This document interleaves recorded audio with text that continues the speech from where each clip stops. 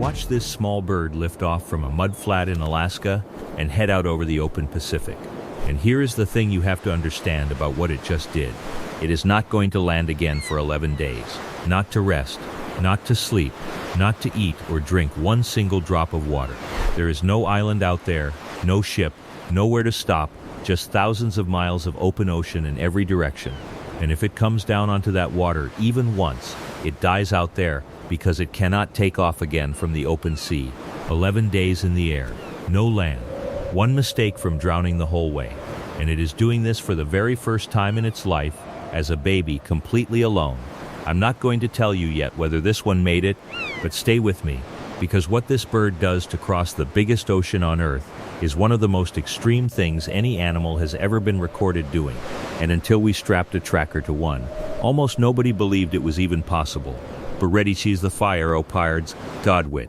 And it looks utterly ordinary, a wading bird, long legs, a long faintly upturned bill, exactly the kind of bird you'd walk straight past on a beach without a second look. And it is about to make the single longest non-stop journey of any animal alive. Every autumn, these godwits gather on the coast of Alaska, point themselves at the far South Pacific and fly, non-stop, all the way to New Zealand, around 7,000 miles of unbroken open ocean without landing a single time. And a few years ago, scientists tracking them recorded one young godwit that didn't even stop in New Zealand. It kept going and finally came down in Tasmania, and when they added the distance up, the bird had flown more than 8,000 miles, over 13,000 kilometers, in about 11 days without one single break. That is the longest non-stop flight ever recorded by any animal on the planet, and it was done by a bird you could hold in one hand. And for almost all of history, nobody had the faintest idea. People just assumed a small bird like this had to be hopping down the coast island to island, resting as it went, because how on earth could it not? It wasn't until researchers started fixing tiny satellite trackers onto their backs, only in the last couple of decades, that the real story came in, and it genuinely stunned the scientists who'd spent their whole careers studying these birds. The little dot on the screen just went out over the open Pacific, and kept going, and didn't stop, for days on end. They checked the tags twice. Nothing was supposed to be able to do that. So how do you fly for 11 days straight? You start with an impossible problem. You cannot carry 11 days of food. So the godwit does something that honestly sounds made up. In the weeks before it leaves, it eats, constantly. It gorges on the tiny clams and worms buried in the Alaskan mud until it has very nearly doubled its own body weight, packing on fat like a living fuel tank, so much fat it can barely get off the ground. But the fat isn't even the strange part. The strange part is what it does to the rest of its body, because on a flight this long, every single gram matters, and there are organs it simply is not going to need in the air, so it gets rid of them, deliberately.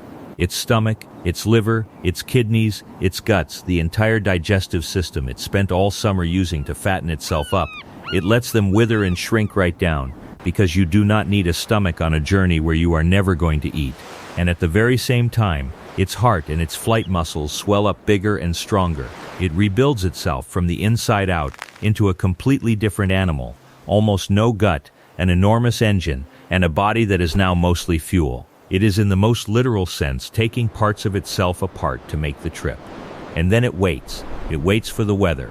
Because no bird can fight a headwind for 7,000 miles, it has to ride the wind, not fight it. So it sits there on the Alaskan coast, fattened and rebuilt and ready, and it waits for the exact right storm system, the powerful tailwind that will fling it south. And when that wind finally comes, it goes. It lifts off the mud, climbs out over the breaking surf, and crosses a line it can never uncross, because within a day, there is simply no going back.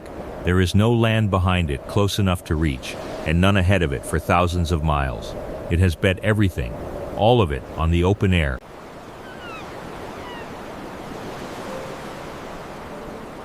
What happens next we can barely even picture. For a week and a half this bird just flies, day and night, through total darkness, through weather, wing beat after wing beat after wing beat, never once stopping. It doesn't sleep, not really. At most it shuts down one half of its brain at a time for a few seconds while the other half keeps it flying and keeps it on course, a trick we still don't fully understand. It flies fast and high, riding the wind sometimes more than a kilometer above the waves, covering the better part of 1,000 miles every single day. It burns through that huge store of fat, hour after hour, mile after mile, until by the end of the crossing, it has lost around half of its entire body weight, half of itself. Picture finishing any journey having burned away half your own body just to arrive, and the whole way the ocean is right there beneath it, waiting, because this is the brutal rule of the flight.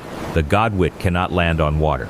It is not a duck, it cannot settle on the sea, float and rest, and take off again.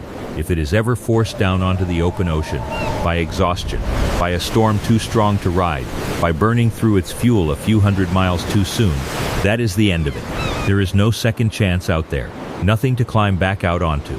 So it isn't simply flying a very long way, it is flying with no margin at all, for 11 days, directly above the one surface in the world that will kill it the instant it stops.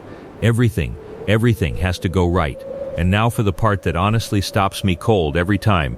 The bird I've been describing, this first one launching off the Alaskan mud, is a baby, a juvenile, only a few months old, that has never made this journey before, not once, and nobody is taking it. The adult godwits, its own parents included, have already gone. They leave first, weeks ahead of the young ones. So when this juvenile finally lifts off, there is no flock of elders to fall in behind. No experienced bird out front showing it the route. It has never seen New Zealand. It has never crossed so much as a lake. And it turns itself out toward thousands of miles of featureless open water and flies, alone to a country on the far side of the planet that it knows only from a map written into its genes, reading the sun, the stars, and the pull of the Earth's own magnetic field to hold its line across all that emptiness. The very first flight of its whole life is the single hardest journey on Earth, and it makes it completely solo. And if a baby bird flying 11 days across an ocean, alone on its very first try, is the kind of thing you want more of, do me a favor and subscribe. There's a new wild survival story here every week. Now stay with me, because there's one last twist, and it's the one that decides whether birds like this one have any future at all.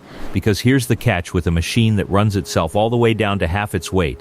At the far end, it arrives completely empty, flying on nothing at all.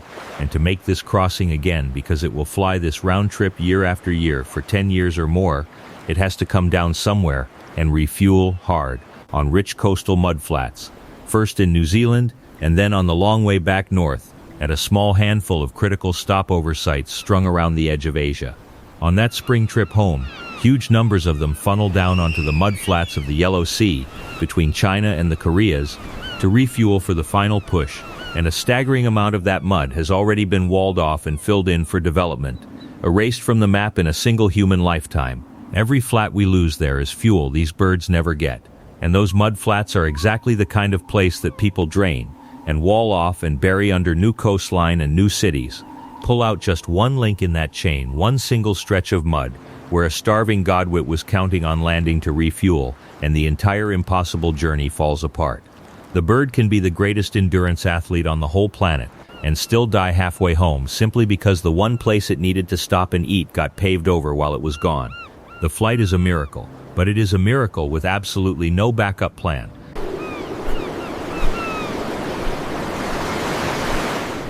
So our godwit, that young one from the very beginning, lifting off the Alaskan mud and heading out over all that water, on its first try, with no one to follow, it flew.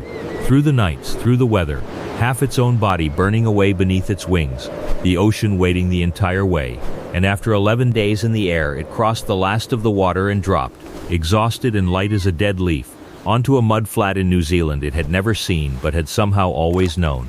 It didn't survive by being fast or strong or lucky. It survived by turning its whole body into fuel and simply refusing to come down for 11 days over an ocean alone. So if this little bird got under your skin, subscribe. There's a new wild survival story here every single week. And be honest with me, down in the comments, if the only way home was to fly for 11 days straight, no rest, no food, no land, over an ocean that would swallow you the moment you stopped, could you keep your wings moving? Because a bird only a few months old, that had never once made the trip, did exactly that, without a moment's hesitation. And somewhere over the dark Pacific tonight, one of them is still out there, still flying.